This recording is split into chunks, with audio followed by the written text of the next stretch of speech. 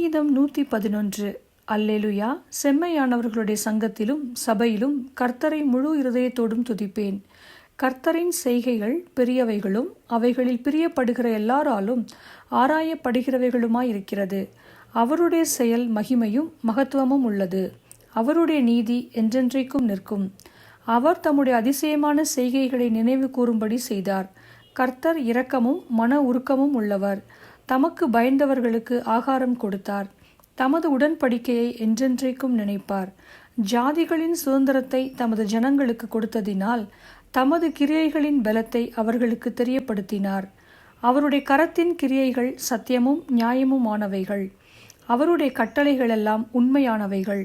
அவைகள் என்றென்றைக்கும் உள்ள சதா காலங்களுக்கும் உறுதியானவைகள். அவைகள் உண்மையும் செம்மையுமாய் செய்யப்பட்டவைகள். அவர் தமது ஜனத்திற்கு மீட்பை அனுப்பி தமது உடன்படிக்கையை நித்திய உடன்படிக்கையாக கட்டளையிட்டார். அவருடைய நாமம் பரிசுத்தமும் பயங்கரமுமானது. கர்த்தருக்கு பயப்படுதலே ஞானத்தின் ஆரம்பம். அவருடைய கற்பனைகளின்படி செய்கிற யாவருக்கும் நற்புத்தி உண்டு. அவர் புகழ்ச்சி என்றென்றைக்கும் நிற்கும். சங்கீதம் 112. அல்லேலுயா. கர்த்தருக்கு பயந்து அவருடைய கட்டளைகளில் மிகவும் பிரியமாயிருக்கிற மனுஷன் பாக்கியவான். அவன் சந்ததி பூமியில் பலத்திருக்கும். செம்மையானவர்களின் வம்சம் ஆசீர்வதிக்கப்படும். ஆஸ்தியும் ஐஸ்வர்யமும் அவன் வீட்டில் இருக்கும். அவனுடைய நீதி என்றைக்கும் நிற்கும். செம்மையானவர்களுக்கு இருளிலே வெளிச்சம் உதிக்கும். அவன் இரக்கமும் மன உருக்கமும் நீதியும் உள்ளவன். இறங்கி கடன் கொடுத்து தன் காரியங்களை நியாயமானபடி நடப்பிக்கிற மனுஷன் பாக்கியவான். அவன் என்றென்றைக்கும் அசைக்கப்படாதிருப்பான். நீதிமான் நித்திய கீர்த்தியுள்ளவன். துர்ச்செய்தியை கேட்கிறதுனால் பயப்படான். அவன் இருதயம் கர்த்தரை நம்பி திடனாயிருக்கும். அவன் இருதயம் உறுதியாயிருக்கும். அவன் தன் சத்துருக்களில் சரி கட்டுதலை காணுமட்டும் பயப்படாதிருப்பான். வாரி இறைத்தான், ஏழைகளுக்கு கொடுத்தான். அவனுடைய நீதி என்றென்றைக்கும் நிற்கும். அவன் கொம்பு மகிமையாய் உயர்த்தப்படும். துன்மார்க்கன் அதை கண்டு மனமடிவாகி தன் பற்களை கடித்து கரைந்து போவான். துன்மார்க்கருடைய ஆசை அழியும். சங்கீதம் 113. அல்லேலுயா. கர்த்தருடைய ஊழியக்காரரே துதியுங்கள். கர்த்தருடைய நாமத்தை துதியுங்கள்.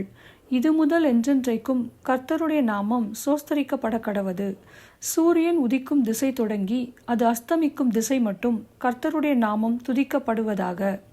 கர்த்தர் எல்லா ஜாதிகள் மேலும் உயர்ந்தவர். அவருடைய மகிமை வானங்களுக்கு மேலானது. உன்னதங்களில் வாசம் பண்ணுகிற நம்முடைய தேவனாகிய கர்த்தருக்கு சமானமானவர் யார்? அவர் வானத்திலும் பூமியிலும் உள்ளவைகளை பார்க்கும்படி தம்மை தாழ்த்துகிறார். அவர் சிறியவனை புழுதியிலிருந்து தூக்கி விடுகிறார். எளியவனை குப்பையிலிருந்து உயர்த்துகிறார்.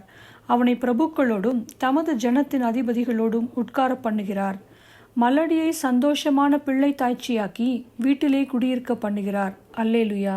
சங்கீதம் 114. இஸ்ரவேல் எகிப்திலும் யாக்கோபின் குடும்பம் அந்நிய பாஷைக்காரரான ஜனத்திலும் இருந்து புறப்பட்டபோது யூதா அவருக்கு பரிசுத்த ஸ்தானமும் இஸ்ரவேல் அவருக்கு ராஜ்யமும் ஆயிற்று. கடல் கண்டு விலகி ஓடிற்று. யோர்தான் பின்னிட்டு திரும்பினது. மலைகள் ஆட்டுக்கடாக்களைப் போலவும் குன்றுகள் ஆட்டுக்குட்டிகளைப் போலவும் துள்ளினது.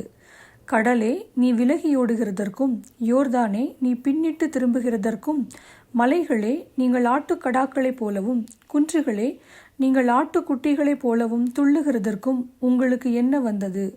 பூமியே, நீ ஆண்டவருக்கு முன்பாகவும் யாக்கோபுடைய தேவனுக்கு முன்பாகவும் அதிரு. அவர் கண்மலையை தண்ணீர் தடாகமாகவும் கற்பாறையை நீரூற்றுகளாகவும் மாற்றுகிறார். சங்கீதம் 115. எங்களுக்கு அல்ல கர்த்தாவே, எங்களுக்கு அல்ல. உமது கிருபை நிமித்தமும் உமது சத்தியத்தின் நிமித்தமும் உம்முடைய நாமத்திற்கே மகிமை வரப்பண்ணும். அவர்களுடைய தேவன் இப்போது எங்கே என்று புறஜாதிகள் சொல்வானேன்? நம்முடைய தேவன் பரலோகத்தில் இருக்கிறார். தமக்கு சித்தமான யாவையும் செய்கிறார். அவர்களுடைய விக்கிரகங்கள் வெள்ளியும் பொன்னும் மனுஷருடைய கைவேலையுமாயிருக்கிறது. அவைகளுக்கு வாயிருந்தும் பேசாது, அவைகளுக்கு கண்களிருந்தும் காணாது, அவைகளுக்கு காதுகளிருந்தும் கேளாது, அவைகளுக்கு மூக்கிருந்தும் முகராது, அவைகளுக்கு கைகளிருந்தும் தொடாது, அவைகளுக்கு கால்களிருந்தும் நடவாது, தங்கள் தொண்டையால் சத்தமிடவும் மாட்டாது.